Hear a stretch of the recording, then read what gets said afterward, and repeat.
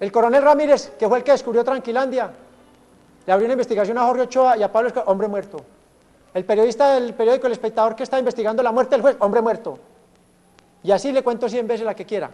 Mi nombre es María Inés Bonilla, soy del Bagre, Antioquia, viuda de la policía. Mi esposo se llamaba Eder Mena Mosquera, era de Buenaventura Valle. Fue asesinado en el 1992, cuando la guerra de Pablo Escobar. Mi nombre es Beatriz Elena Muñoz Gómez, viuda. A mi esposo lo mataron el 6 de febrero del 91, era agente de la policía. Mi nombre es Nidia Méndez Toro, vivo en Bello, Antioquia, soy víctima de la violencia también, en el cual mi esposo lo mataron en Barranca Bermeja, kilómetro 45, vía al centro Ecopetrol, el 10 de abril de 1989. Mi nombre es Jacqueline García Ramírez, soy viuda del dragonete César López Betancourt, muerto en Medellín. Yo soy Luz Miriam Álvarez Maldonado, viuda del año 1993. Mi esposo se llamaba Juan Carlos Barbosa Rada. Él murió el 20 de agosto de 1993.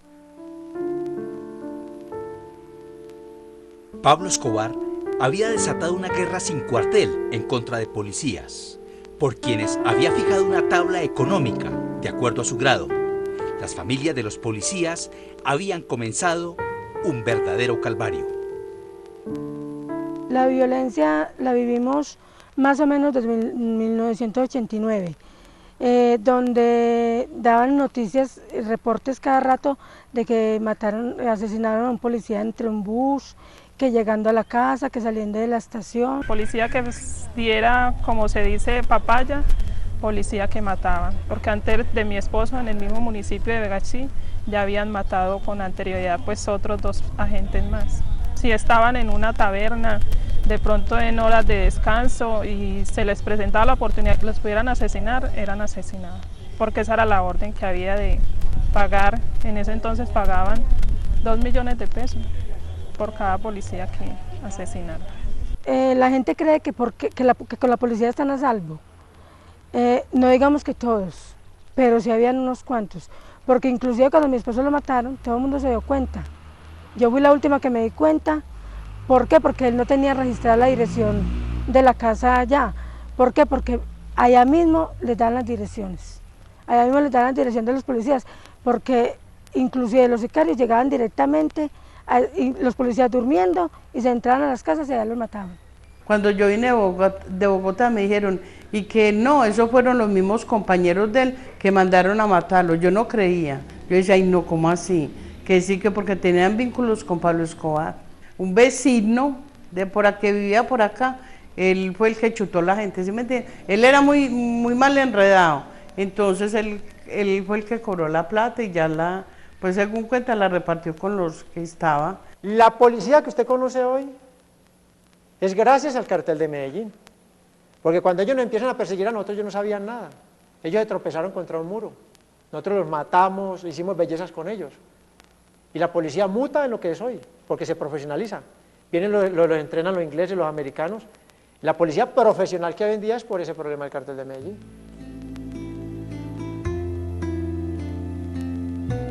Dentro de las víctimas de Pablo Escobar hay unas muy especiales que han tenido que soportar el dolor de la desgracia en silencio, reprimiendo su pena. Son ellas las esposas de los policías que mató el capo del narcotráfico.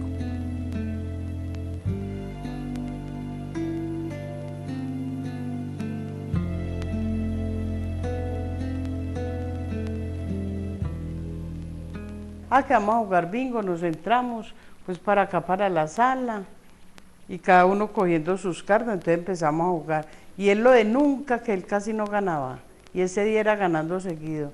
Entonces le decía a mi mamá que hoy es tu día, estás de muy buena suerte. Mi hermano estaba acá sentado en este punto, la puerta estaba abierta, fue uno de los primeros tiros, ahí mismo mi hermano quedó, de los tiros que como él estaba allá al fondo, ahí junto está el equipo, de los tiros que le daban pues para mi esposo.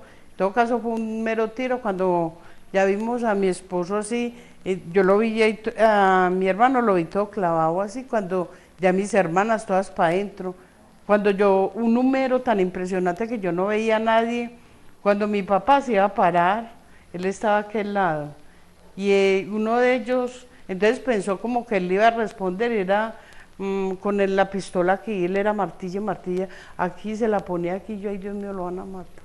Cuando yo ya lo vi a mi esposo, ya le habían dado mucha bala que se estaba deslizando por el mueble cuando mordiéndose la lengua, y yo, ay Dios mío. Cuando ya me dio por pararme dándole la espalda a ellos, ahí fue cuando me pegaron a mí los tiros. Al rato ellos se fueron, el escándalo, la gente, no, eso fue horrible. Entonces la niña allí sacó el carro y ahí mismo nos llevaron para la unidad intermedia. El niño me decía en el carro que mami, no le hace que usted quede inválida, pero usted está viva. Usted me está hablando, en cambio de mi papá no. Él iba encima del papá y del tío, o sea, de mi hermano, al que también mataron.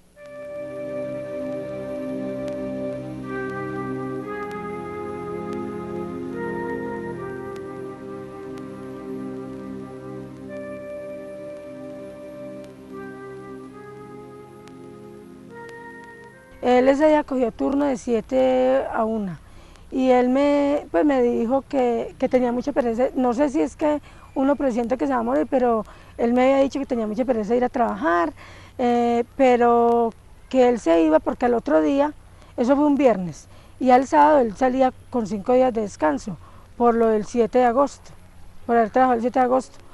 Y efectivamente él se fue a trabajar y a eso de las 10:30 de la mañana me llamó y me dijo que me tenía una sorpresa.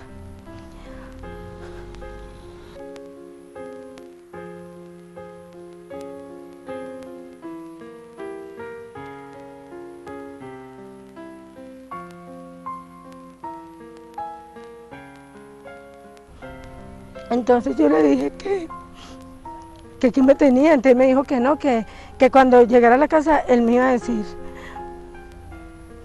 Y la sorpresa fue esa.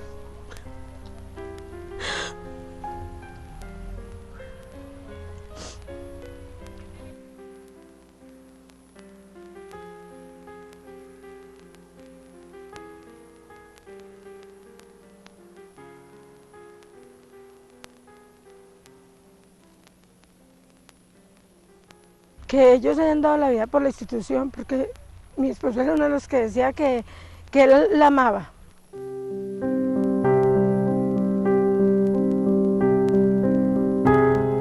Mi calvario empieza desde el año 91, ya que mi esposo trabajaba en el sector de Caldas y él viniendo por el sector de la avenida Guayabal a las 6:30 de la tarde tuvo un atentado por 2 automóviles que de repente aparecieron y ni más se sabe por qué. Cuando él tuvo el atentado, que él quedó vivo, él lo mandaron para la clínica de Belén y enseguida quedaba el F2 en ese entonces. Él lo mandaron para la casa porque me dijo que no se podía quedar en la clínica porque lo iban a rematar. Cuando llegó a mi casa a las 11 de la noche, él llegó herido con esquilas por toda la cara, un tiro en el trasero, y llegó con una escolta. Él en ese momento, a partir del momento que él tuvo el atentado, no vivíamos en Medellín. Comenzamos sanidad, de pueblo en pueblo, de pueblo. Fuera de eso, cuando él estuvo en San Carlos, mandó para acá, para Medellín. Yo iba, le llevaba los uniformes, pero yo tenía que, como ya los ven camuflados, no verme con él. Cuando ya él fue a despedirme a mí, me dijo, bueno, te dejo aquí en la esquinita, ve y coge el bus, no me mires, porque era una zozobra impresionante. Cuando él lo mataron acá en Medellín, él estaba trabajando en Río Negro y en Río Negro ya también estaba otra vez la guerrilla. No sé qué sucedió, porque a mí no se me olvida esa noche, él me dijo ese domingo, mija, vaya para la iglesia, ore por mí, que no me vayan a matar. Pero él decía que estaba muy aburrido, que él no se retiraba, que porque ya le faltaba 1 año y medio para pensionarse, cuando él lo mataron.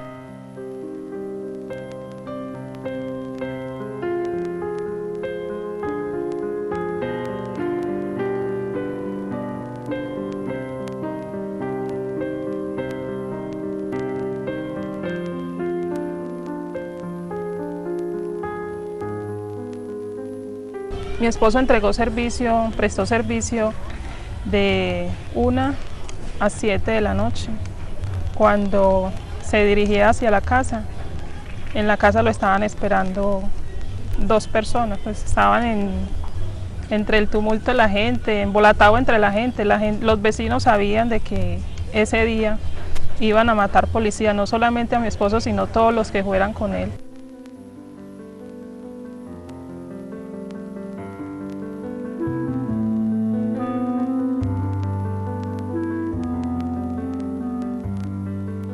El día de la muerte de mi esposo, eso fue un lunes en el cual él salía, vivíamos en el centro de Ecopetrol, él salía para Barranca Bermeja, lo que se llamaba, o no sé si todavía lo llaman, a una comisión que cada 8 días lo tenían, los policías tenían que presentarse en los comandos y él salía a la comisión que les habían dicho y como el Ville Caitero, en la vía 45, hubo una emboscada en el cual él cayó en esa emboscada. La sevicia de Pablo Escobar lo llevó a intentar borrar del mapa a toda aquella persona o institución que se le interpusiera a sus intereses criminales. Este itinerario dejó dolor, tristeza y sentimiento de impotencia.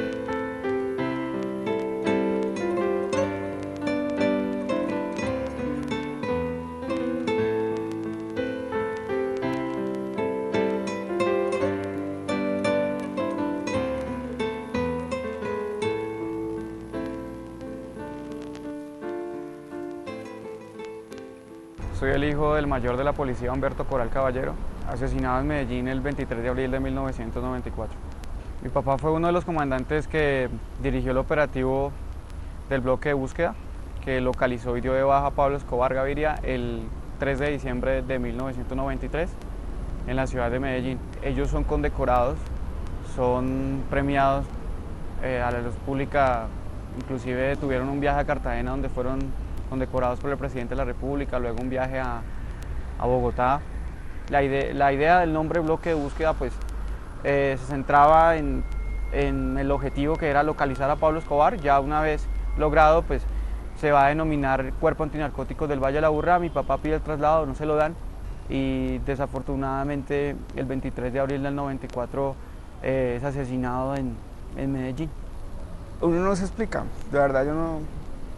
En ese momento no, lo que yo le cuento es porque he investigado de los informes administrativos, testigos y son muchas como partes inconclusas de cómo murió.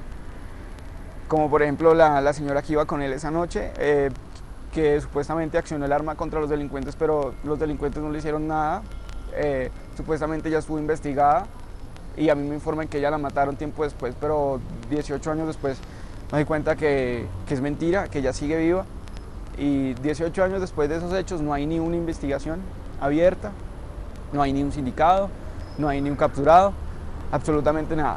Hablé con los de la fiscalía, me dijeron que yo les tengo que llevar un testigo presencial de los hechos, cosa que me parece absurda, porque la labor es de ellos, la labor no es mía, la labor de investigar de ese país creo que se la dejan a la gente.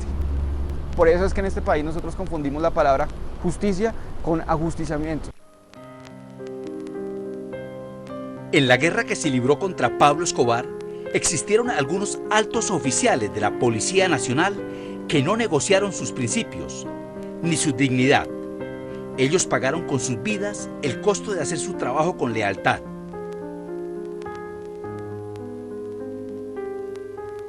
Era una persona de un muy buen trato, era una persona que no decía malas palabras, era una persona justa, era una persona que escuchaba. Él nos dio un excelente ejemplo. Fue un oficial operativo que siempre hizo que la unidad que él comandara fuera la mejor de su institución. Él hizo un gran comando en el Huila, él fue comandante de departamento, tuvo una lucha frontal contra la guerrilla y la pacificación de ese territorio y convirtió en ese momento en su departamento como abanderado. Marzo de 1984. La policía encontró el laboratorio de Tranquilandia en los Llanos Orientales, el más grande en la historia de la coca. Producía 7.000 libras de cocaína al mes. Una patrulla de helicópteros comandada por el coronel Jaime Ramírez, quien fue asesinado posteriormente, arrestó allí más de 40 personas y arrojó al río casi 14 toneladas de coca. Las aguas del río Yarí se volvieron blancas. Tranquilandia pues fue el descubrir el gran operativo, el gran lugar donde los narcotraficantes tranquilamente hacían sus drogas. Y ese fue una gesta increíble porque fue un trabajo de inteligencia. Se persiguieron los precursores, a través de los precursores químicos que se utilizaban para la elaboración de la cocaína, fue que lograron descubrirlo, parece que lo siguieron por satélite, y llegaron hasta allá, hicieron vigilancia aérea del lugar y después fue tomado por las unidades especiales de la policía. Le ha asestado un golpe muy fuerte a la red de narcotraficantes y yo creo que el país entero lo tiene que celebrar. Yo me acuerdo, yo estaba sentado en recostado en una de las sillas del Toyota. Sentimos un ruido extraño porque no era el ruido normal de los disparos, porque era con silenciador. Pensé que era el carro que estaba fallando porque se sentía como si fuera un tic tic tic tic a toda. Entonces se sentía el traqueteo de las balas contra el metal y abrí los ojos y vi una explosión de fuego horrible. Nos tiramos al piso con mi hermano. Y el carro frenó contra una piedra, entonces ya pensando que él estaba herido me fui a la parte de atrás a abrirle la puerta a donde estaban mis hijos para que me ayudaran a sacarlo para poderlo socorrer, porque la esperanza de uno siempre es que él estuviera vivo.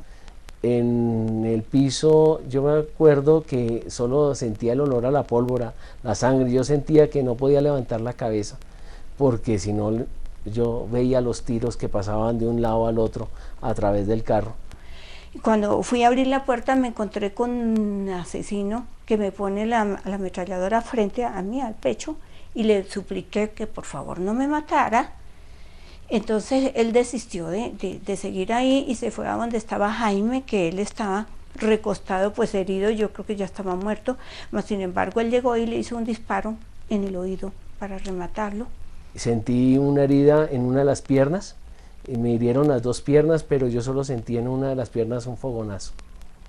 Inmediatamente los de la policía, pasaba una camioneta de la policía por el frente, que llegó rapidísimo a auxiliarnos, pero pues nos llevaron a todos, que todos estábamos con heridas pues leves, afortunadamente, no fue nada grave lo de nosotros, y Jaime sí quedó muerto instantáneamente.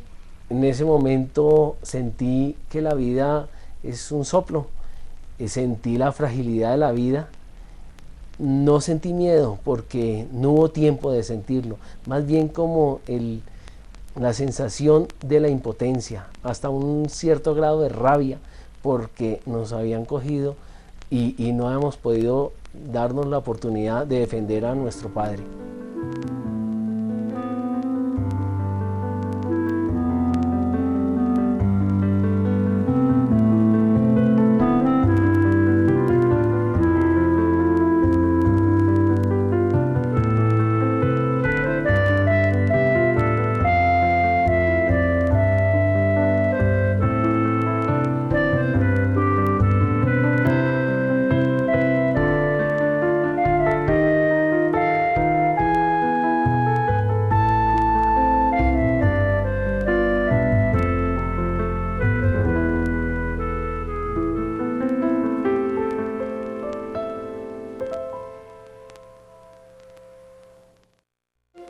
Juez o magistrado, el que abriera una investigación, porque en esa época no habían fiscales, jueces de instrucción criminal, juez que abriera una investigación contra Pablo Escobar o Jorge Elvio Chávez, que era hombre muerto.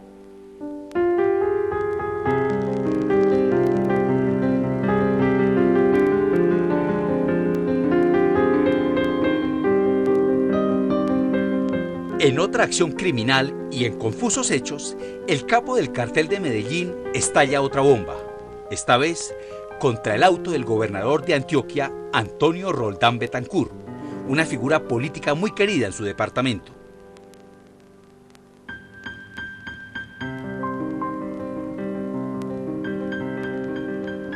Salía en su carro blindado pues de la gobernación con sus escoltas muy pocos, 2 policías a los lados, eso no era pues, en esa época no. Y un carro bomba que lo había preparado pues, supuestamente la mafia.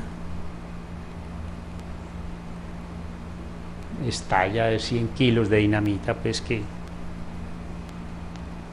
ahí quedó. Cuando el momentico, pues por radio, que han matado al gobernador de Antioquia, yo decía, no puede ser, esto no puede estar pasando.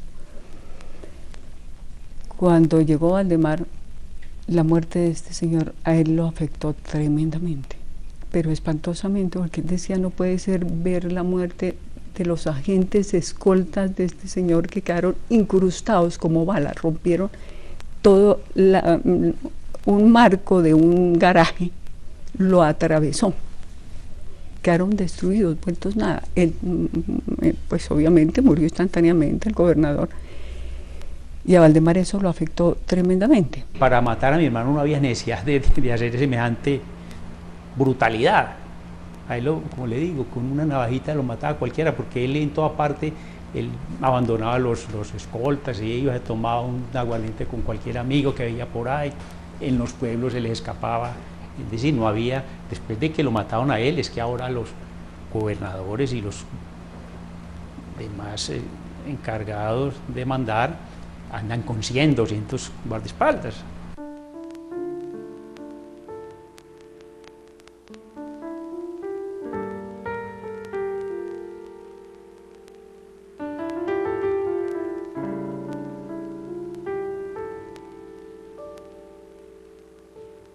Fue un error, que el atentado iba contra un personaje de la policía, el Franklin Quintero. Sucedido el 4 de julio de 1989, cuando un carro bomba destruyó el vehículo oficial en que se trasladaba para asistir a un consejo de seguridad.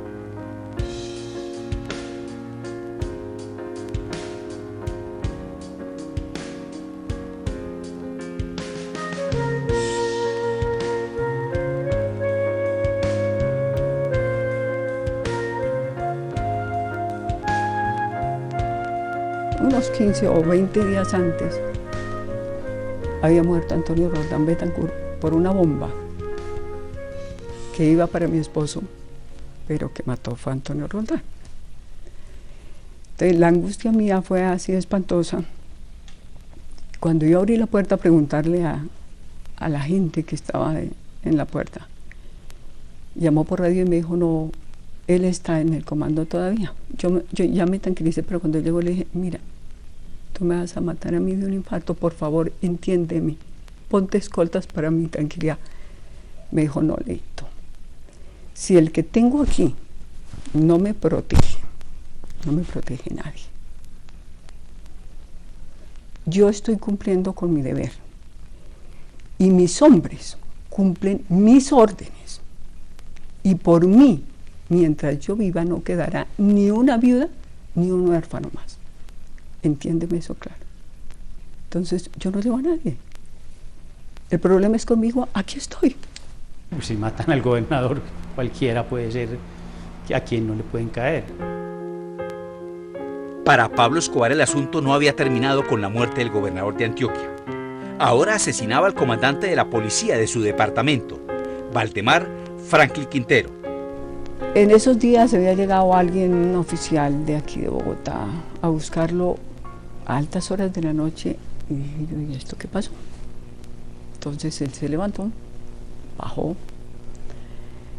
habló con él y me dijo, Leito, en estos días voy a estar trabajando muchísimo, más no lo veía yo, me dijo un poco más, pero hay algo tras de algo, estamos a la vista de algo interesante. No me dijo más, porque no. Y la víspera, yo lo llamé a preguntarle, ¿ya te vienes? Me dijo, me demoro un momentico más, porque estoy haciendo algunas cosas. Bueno, él llegó, comimos, nos subimos. De por sí, con todas estas cosas, yo llevaba ya noches que yo no dormía de la angustia, de la preocupación, bueno, pensando tantas cosas.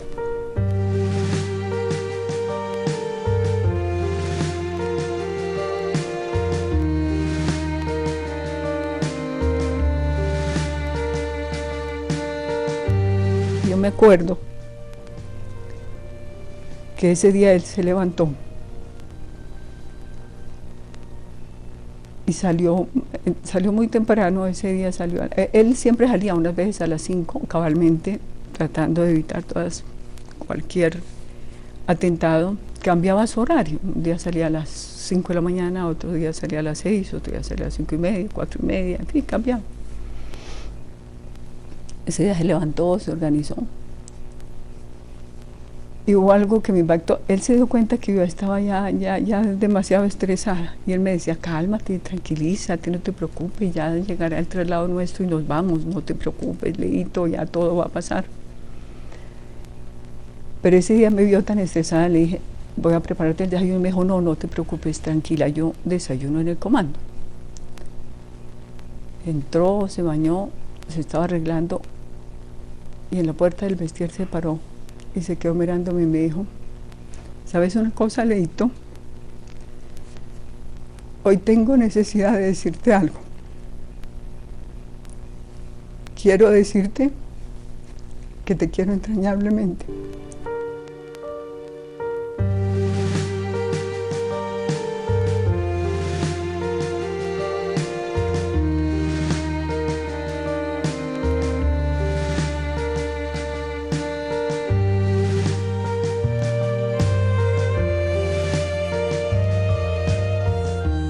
Ese día yo de verdad no entiendo, no sabía qué hacer para decirle no se vaya, espérate. Cuando yo lo vi desde la ventana subirse al carro, yo sentí un desasosiego, algo impresionante. Él siempre se despertaba y ponía RCN, me acuerdo tanto. Cuando a los minutos se levantó mi hijo, entró al baño. Cuando a los minutos oí la voz de Juan Gosaín dando el extra. Te juro que hasta ahí llegó mi vida. Lo que yo sentí fue algo espantoso. Fue tan desgarrador que mi hijo en el baño dijo, mataron a mi papá. Este chiquilín se arregló, salió rápido del baño. En ese momento ya yo había perdido el sentido. Me levantaron, me levantó, me arregló, y cuando yo como que volví en sí, yo decía, ¿qué es lo que me está pasando? Él había apagado el radio. Dijo, mamá, tú no puedes ser inferior a mi papá. Tú tienes que seguir con la misma fuerza de mi papá. Empezaron a llegar los vecinos, empezó a llegar todo el mundo. Yo decía, no, yo estoy viviendo una pesadilla, esto es una pesadilla.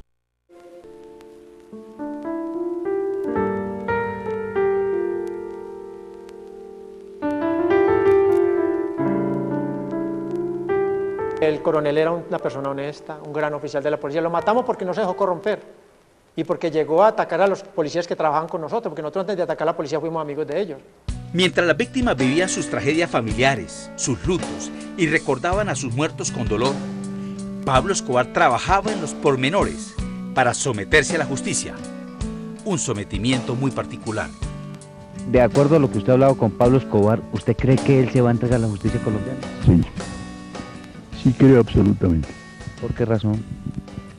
Porque conversé largamente con él y porque el hombre es más serio y más resuelto de lo que uno piensa y porque el hombre quiere seriamente la paz. Meses antes de esa entrega yo había hecho lo que muchos hicieron. Escribir una carta tirando a ver si uno lograba conseguir una entrevista con Escobar. Escobar no quería que allá fueran periodistas. ¿Por qué? Porque no quería que le hicieran tomas a esa cárcel. Cualquier fotografía o video sobre cualquier detalle de la cárcel era una puerta de entrada al mundo, del mundo y de todos los que estaban contra Escobar y persiguiéndolo para saber allá todo.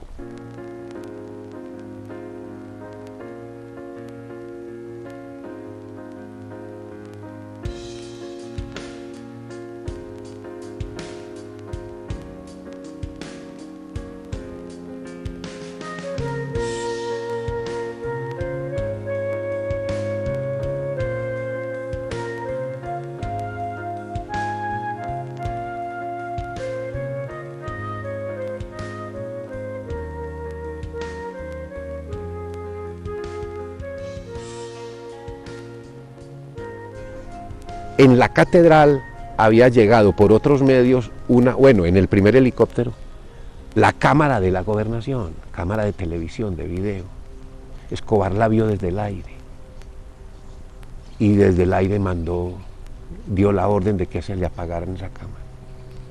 Era la única posibilidad de registro visual de eso y no se logró. Porque uno de los hombres que iba dentro del helicóptero era Arete. Ese era el que hacía cumplir ahí las órdenes y Escobar no bajó de ese helicóptero hasta que no apagaron esa cámara. Cuando ya bajamos todos del helicóptero, pues se da como el procedimiento de la entrega, que físicamente consistía en que él saca una pistola que tenía, la descarga, cae ese cargador ahí al suelo, el proveedor, y entrega la pistola. Y dice todo sea por la patria, algo así, y empiezan ahí como las gestiones de tomar huellas, firmas, y Escobar atender la gente. Los 4 primeros que se entregaron, que fue Escobar, Popeye, Mugre y Otto, se entregaron ese día. Popeye llegó por otro lado en carro a la catedral, los otros 3, o sea Escobar, Mugre y Otto, en helicóptero.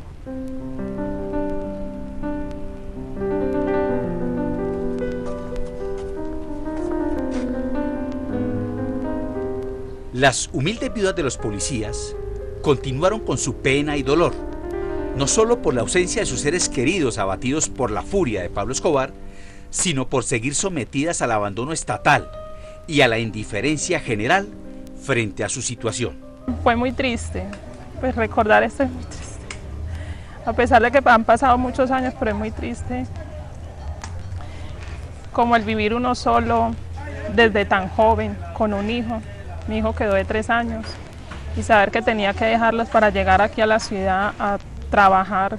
Nos tocaba trabajar desde las 7 de la mañana hasta las 5 de la tarde como ayudantes de construcción hasta que nos entregaran la vivienda que hoy en día tenemos por parte de la policía. Imagínese usted, mujeres embarazadas. ¿Cuántos niños no conocieron a sus padres? ¿Cuántos? Y inclusive los míos, si el niño menor quedó de 20 meses y la mayorcita quedó de 7 años, larguitos, ella de pronto se acuerda un poquito de él, pero el niño menor no lo conoció. Entonces imagínese usted cómo sería el drama de nosotros, cómo sería la tensión para nosotros vernos enfrentados a levantar unos niños tan pequeñitos solos.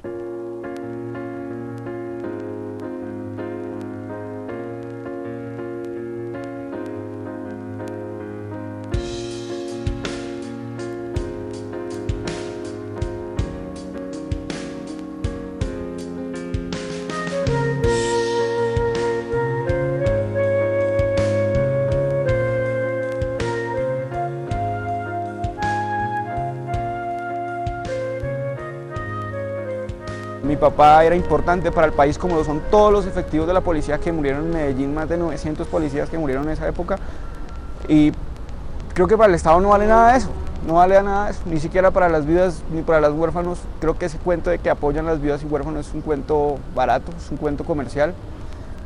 Con lo de reparación de víctimas, aquellas personas, compañeras, que llenan los formularios y dicen, no tienen derecho porque fue cuando de Pablo Escobar. La indiferencia del Estado y de la policía, de ver que todo lo que prometieron se lo llevó el viento. Y ¿sabe qué es lo que más me duele? Que inclusive los mismos compañeros hoy en día, que quizás que cuando mi esposo era policía, ellos eran unos bebés. y de nosotros ir allá a los comandos. Por ejemplo, nosotros tenemos que ir a reclamar colillas de pago, tenemos que ir a reclamar órdenes de médico, muchas cosas, y cómo nos tratan, que muchas veces no nos quieren dejar entrar. Al principio, cuando nuestros esposos murieron, teníamos como una ayuda de la psicóloga, pero ya después nos abandonaron. Eso dijeron que nos ayudaban con empleo y nunca más, pues no tuvimos ni empleo por parte de ellos, ni obtuvimos como que siguieran con ese apoyo. De todas maneras ya nosotros teníamos el duelo, pero estaban nuestros hijos creciendo, que siguieran como fortaleciendo a esos muchachos que vienen creciendo sin ese apoyo, sin ese calor de un padre, y no nos dejaron así. Ya tienen una vivienda, defiéndanse como pueda con ellos. ¿Usted cree que es justo que un policía vaya a dar la vida por la institución y nos dejen en las condiciones que nos dejan a nosotros? Vaya y diga usted cuál es la que más gana. ¿Cuál es la que más gana? El Estado nos dijo, les vamos a dar estudio a sus hijos, les vamos. Eso fue solamente palabras que se llevaron el viento, porque lamentablemente lo que escrito no está, como que se les olvida. Entonces nos dijeron, pero no se cumplieron. ¿Cuál de nosotras podemos decir, el Estado sacó a mi hijo profesional? No. Ya quién nos iba a volver a nosotros, nuestros seres queridos. Nosotros ya teníamos que resignarnos, ya estábamos resignadas a lo que, esperanzadas a lo que ellos nos habían prometido, lo cual no cumplieron nunca. Personalmente yo quedé sin casa. Yo en este momento vivo todavía, después de 10, mi esposo va a estar 19 años dentro de 8 días. Y yo vivo con mi mamá de arrimada.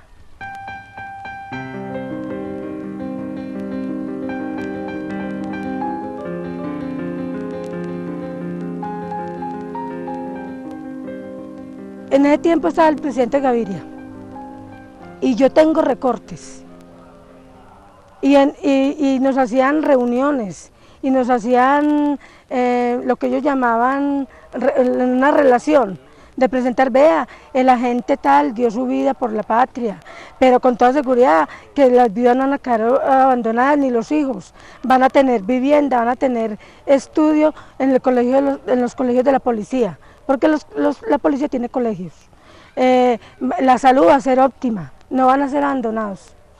Para venir a ver la realidad de hoy, pues, o sea, no cumplieron absolutamente nada.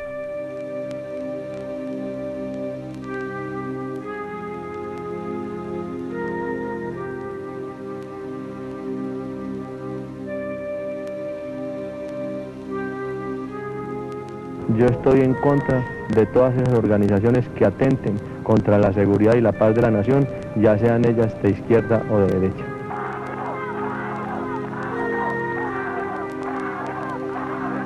¿Ha valido la pena el sacrificio de estos valerosos hombres quienes murieron a manos del capo del cartel de Medellín, Pablo Escobar? En su guerra contra el Estado, Escobar dice, matemos policías para causar el terror y para poner a la gente contra el propio Estado. O sea, de alguna manera eso pretendían. O sea, el miedo, y causándole el miedo y el terror a la gente terminaba, pues, bueno, paren esta guerra contra este hombre que nos va a acabar a todos. No valió la pena porque igual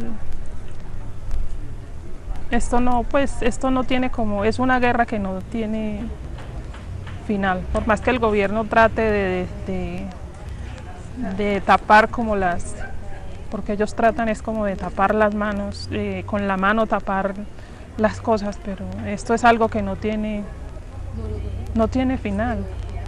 Esto siempre va a seguir en las mismas y mientras más pase el tiempo va a ser más todavía. Para mí no sirvió de nada, porque él se fue y se hizo matar por lo que no era de él y por acercar bien a la institución. Porque donde él hubiera sido un delincuente, ahí sí le hubieran dicho, no, es que ese policía lo mataron por torcido, por delincuente. Pero él para mí fue un héroe, como todos los policías que mataron en ese tiempo. ¿Y de qué nos sirvió? Estamos solas, los hijos ya crecieron, y igual, la cosa sigue lo mismo. A pesar de que ya mi esposo tiene 17 años de muerto, es algo que no se olvida, es algo que siempre tiene uno presente todos los días de su vida. Y más al ver a mi hijo ya tan grande y ver lo que él sufrió, porque mi hijo pequeño sufrió mucho, porque él le hacía falta como tener ese calor ahí de un padre, como de una persona que estuviera dirigiéndolo, aconsejándole, y no lo tenía, me daba mucha más rabia todavía.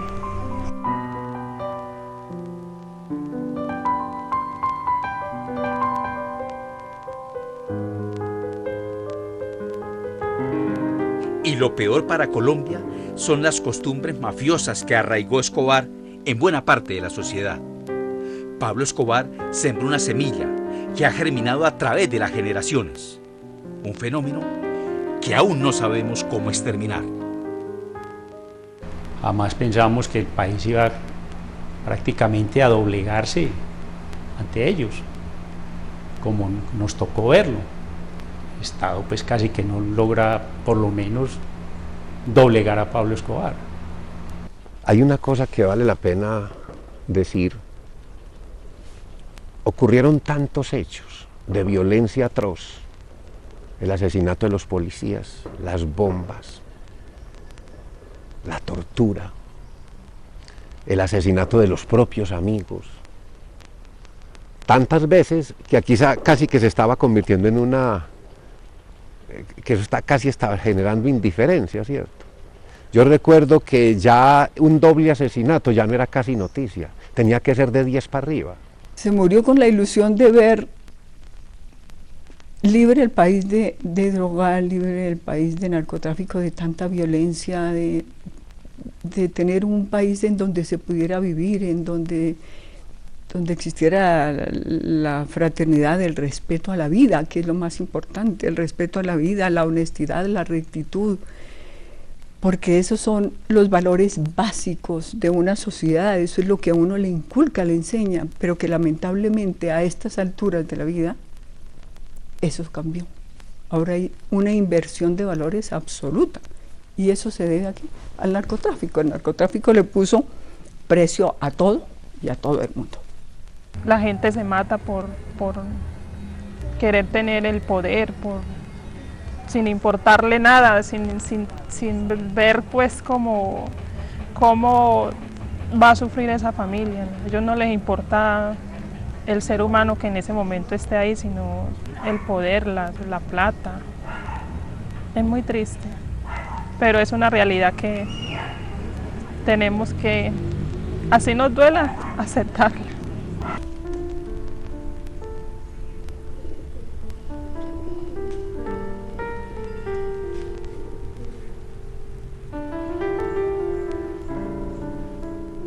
Ustedes van a salir del templo y van a venir hacia acá. Bueno. Y entre todos vamos a idear una manera, una forma para hacerle un entierro digno a Pablo, el entierro que se merece.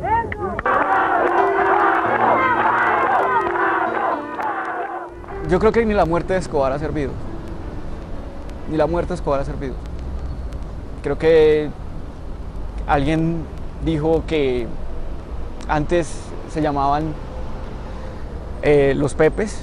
Primero se llamaron Cartel de Medellín, luego se llamaron los Pepes, luego se llamaron las AUC, luego los Urabeños. En 20 años se llamarán la banda de Doña Teresa. Entonces, a rey caído, rey puesto. Sí. Porque lastimosamente sí, porque a pesar de que él haya muerto y haya dejado mucho dinero, la plata no se vio. ¿Y qué dejó? Puras bandas, porque aquí, ¿qué es lo que hay aquí en Medellín y en todo Colombia? Bandas, el que más pueda, el que más gane y el que más tenga. Y no le importa acabar con el vecino y no le importa acabar con el familiar, porque yo soy el que mando. O sea, dejó a alguien más que siga en el mismo régimen, la misma ley de él. Ya que un poco de dinero, pero dejó lo mismo. La guerra está en la educación de nuestros niños. Tenemos en las escuelas muchos Pablitos Escobar que hoy en día lo único que sueñan es con ser como Pablo Escobar. Y eso es lo que nosotros tenemos que cambiar. ¿Medellín ha llegado a estar tranquilo alguna vez? No lo ha conseguido. ¿Por qué? Porque ahí este señor, en cambio de hacer el bien, lo que hizo fue a escuelas de sicarios desde los 8 y 9 años, los niños allí aprendiendo ¿a qué? A matar.